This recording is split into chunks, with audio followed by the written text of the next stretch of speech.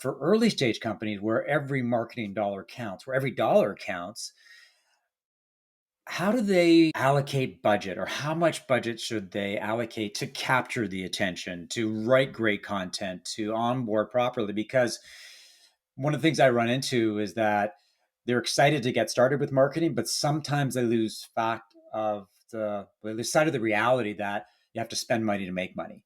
And Right. that, yes, you can hire a marketing consultant, but they're going to tell you things and make you do things that are going to require a monetary investment.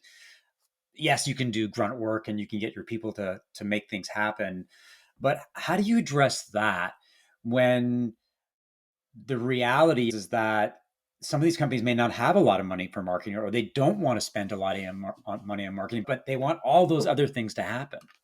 I really like to help founders think about layering on channels in a very cost effective way. And so we like to start with the middle of the funnel.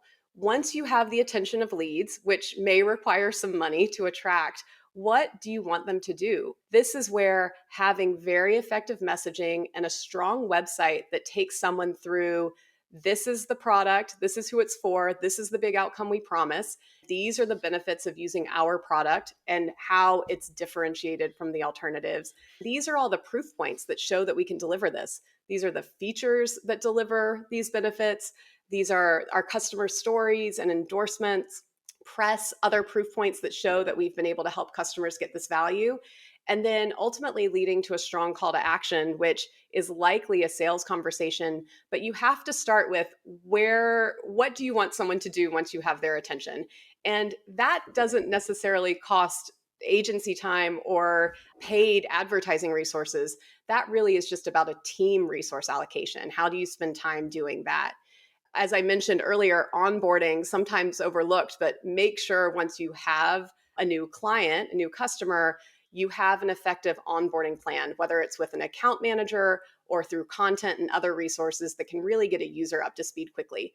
Once you have that dialed in, once you have your owned channels dialed in, then I like to start thinking about how can we layer on earned channels, which are also technically free, but thinking about ways to get the attention of your ideal customers by borrowing other people's audiences or getting in front of them through channels where that they already trust and leaders they already trust. So whether it's a media strategy, podcasting, contributed content, SEO is a great earned media channel, but really thinking about what is the content we can create and share so that we can get eyeballs through these trusted channels.